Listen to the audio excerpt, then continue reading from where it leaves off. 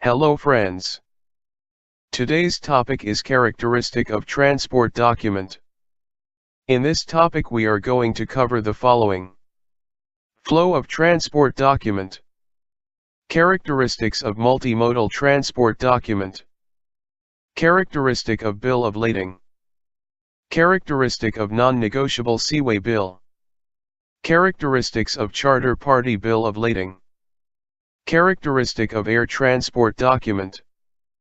Characteristics of road, rail, or inland waterway transport documents. Characteristics of courier receipt, post receipt, or certificate of posting. At the end of this topic we will summarize of characteristics of transport document. Let's start with flow of transport. Flow of transport documents. Beneficiary prepares the goods as per LC terms and condition. He then delivers the goods to the carrier or agent for loading onto vessel. Carrier issues a transport document. Transport document is handed over to shipper. Simultaneously, the goods are shipped on board to sail to the destination country. Transport document is handed over by beneficiary to nominated bank along with other documents. Nominated bank dispatches the documents to issuing bank through courier. Issuing bank checks the documents and if found in order, endorses the transport document in favor of applicant, if required. All documents are handed over to the applicant or buyer. When the goods reaches the destination country, applicant is informed by the shipping company as it must be the notify party on the transport document. Applicant presents the transport document to the carrier or agent in the destination country. Shipping company hands over the goods to the applicant.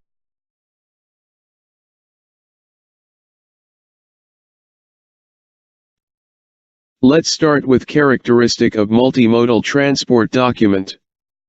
A multimodal transport document is a transport document that covers at least two different modes of transport.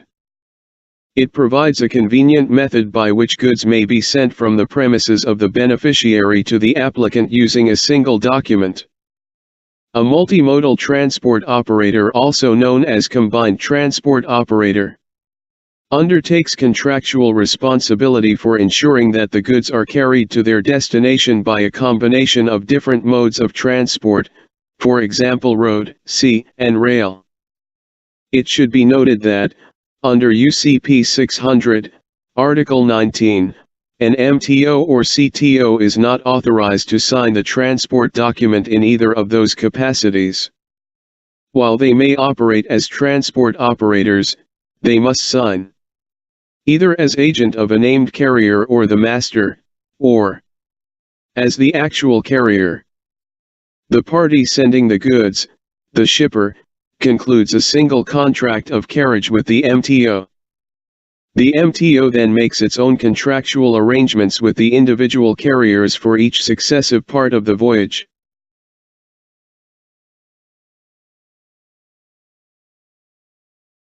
Let's take up characteristics of bill of lading.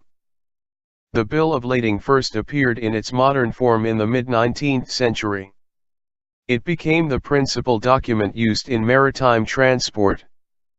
Bills of lading are normally issued by, or on behalf of, the carrier. The legal status as negotiable documents of this type is specifically set out in the legislation of most countries. This means that, when a bill of lading is issued in negotiable form, ownership of the goods to which the bill of lading relates can be conveyed by transferring the document from one person to another. In documentary credit operations, an issuing bank generally requires bill of lading to be made out to the bank's order, or to the order or to the order of the shipper, and to be endorsed in blank. A bank that requires the issuance of bills of lading to its order should be aware of the potential liability for charges, port dues, and other expenses. If an issuing bank is looking to obtain some measure of security from the goods by means of bills of lading, it may insist that the bills of lading show that goods are on board. The bills of lading cover the entire voyage, and that all originals, if issued in more than one original, are to be presented to them. Delivery of goods against an original bill of lading. The carrier is entitled to effect delivery of goods to the holder of one original bill of lading, duly endorsed where necessary, and is not concerned with the whereabouts of the other original bills of lading. Delivery of goods against an indemnity. In circumstances in which the goods have arrived at the port of discharge and the bills of lading have not been received, the carrier may agree to deliver goods against an unlimited guarantee from the applicant. Because the carrier is subsequently liable to a holder of an original bill of lading and as such liability is not restricted in time, the carrier will almost always insist upon the issuing bank either countersigning or actually issuing the guarantee. This guarantee will normally be issued in the format required by the carrier. Demurrage. It is important to arrange to clear the goods as quickly as possible after their arrival at the port of discharge, or liabilities may be incurred to the port authorities for demurrage. Demurrage may be defined as a charge by the port authorities on a vessel or the goods for some infringement of regulations, example for the delay in berthing, or a penalty for not removing goods, etc. Characteristics of non-negotiable Seaway bill. Non-negotiable Seaway bills are consigned to a named party, which in documentary credit operations will generally be the applicant, and for this reason, they are sometimes known as straight consigned transport documents. Let's see an image of transport document. In this image you don't see a wording to the order, hence it is straight consigned. The transport industry used this document for the following reasons. In bill of lading, the surrender of which is required before the carrier will deliver goods. It is not very practical for short sea journey, because often the goods arrive at the port of discharge before the underlying bill of lading are received through banking channels. Applicant incurs demurrage charges because clearance of goods is delayed. Applicant often also suffers loss in the sale of goods as a result of such delay. Let's take an example. Suppose the goods are shipped from Mumbai to Karachi, and bill of lading is called as a transport document. The transit time between Mumbai to Karachi is 2 days. The beneficiary will start preparing documents after the shipment is made. The preparation and transferring the documents through banking channel would take approximately 15 to 20 days. Hence the applicant would have to pay demurrage, because he will not have possession of bill of lading in order to release goods. In such type of scenario, non-negotiable Seaway bill is a beneficial document. The traditional bill of lading, as a negotiable document, is an advantage if the goods are sold during the voyage. This advantage does not apply in the case of general merchandise, such as manufactured goods, as they are often made by specifications of the buyer for specific purposes. Hence they are seldom traded during the voyage. Apart from the usual terms of transport documents evidencing the receipt of goods and contract of carriage, the characteristics of the non-negotiable Seaway bill with particular reference to this section of the chapter are: it is not a negotiable document, and it does not convey title to the underlying goods. Control over the goods can be exercised by the issuing bank insisting upon being named as the consignee on the non-negotiable Seaway bill, provided that the consignor has waived its right to change the named consignee prior to delivery. Delivery is made by the carrier to the named consignee and is not dependent upon the surrender of an original of the non-negotiable Seaway. Characteristics of charter party bill of lading. Maritime carriers may either own their own vessels or hire, charter, them from ship owners. In the latter case, the hiring arrangement is called a charter party. Hiring arrangements of this type may be concluded either for a period of time or for a single voyage. The carrier hiring the ship then concludes contracts of carriage with the shippers and issues bills of lading. Charter party bill of lading has lot of disadvantages than its advantages. Although, this document is included in UCP 600. It is seldom used as a transport document in letter of credit. Let us see disadvantages of this document. The precise legal effects of charter parties vary from one jurisdiction to another. Rights conferred by a bill of lading take second place to any rights the ship owner may have against the charterer. For example, if the charterer defaults on payments to the owner, the latter may be able to recoup losses by selling the goods. A bank is generally not aware of the terms of even the most commonly used charter party documents and is also often not aware which charter contracts are used for which trades. It is rare for a standard form of charter party to be used without amendment, and a bank may not be aware of the terms of any amendments. A charterer may also be the applicant, in an FOB contract. In that case the ownership will pass to the applicant as soon as the goods are loaded on board, and bank will have no control over the goods, even if charter party BL is consigned to bank. A charterer may also be the beneficiary, in a CFR or CIF contract. In that case the ownership of goods will remain with the beneficiary even after goods are loaded on board. If a charter party bill of lading is acceptable, banks will not examine the underlying charter party contracts. Refer ISBP 745, G27, Charter Party Contract. Characteristics of air transport document. These are documents issued by the carrier or its agent that evidence that the carrier has received the goods and which detail the conditions of carriage. They are not documents of title and are not negotiable documents. Control over goods. Control over goods rests with the shipper as consignor and the carrier up to the point of delivery. If a bank, issuing a documentary credit, wishes to exercise control over the goods, it must insist upon holding the consignor's copy of the air waybill.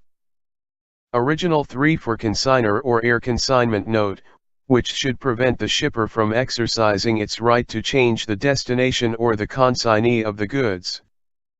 The bank may also insist upon being named as consignee of the goods on the air transport document. Delivery of goods.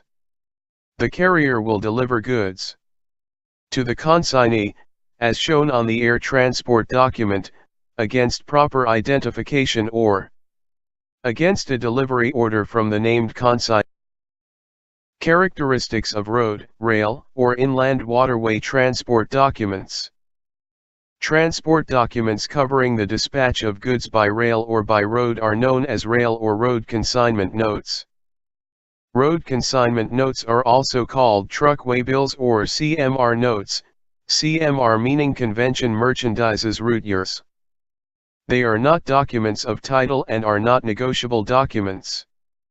These documents evidence that the goods have been received by the carrier, and the address of the consignee. Control of goods. The control over the goods remains in the care of the carrier. Delivery of goods. Delivery is to the named consignee at the address shown on the document. Characteristics of courier receipt, post receipt, or certificate of posting. These documents are merely evidence that the goods have been received by the courier service or the post office, and it show the name and address of the consignee. They are not documents of title and are not negotiable documents. Control of goods. The control over the goods remains in the care of the carrier. Delivery of goods. Delivery is to the named addressee. Let us summarize characteristics of transport document. Multimodal transport documents. CUCP 600, Article 19. Document covers two or more modes of transport. If last mode is by sea, then documents become negotiable and it has title to goods. If last mode is not by sea, then documents is non-negotiable and it has no title to goods. Delivery against original bill of lading if negotiable. Deliver to consignee if non-negotiable. Bill of lading. CUCP 600, Article 20. Negotiable document covering port-to-port marine voyage. Document has title to goods. Delivery against an original negotiable bill of lading. Non-negotiable Seaway Bill, CUCP, Article 21. Non-negotiable document covering port-to-port marine voyage. There is no title to goods. Delivery to named consignee. Charter Party Bill of Lading, CUCP 600, Article 22. Negotiability subject to charter party. Title to goods subject to charter party. Delivery in terms of charter party. Air Transport Document, CUCP 600, Article 23. Non-negotiable document covering single mode. There is no title to goods.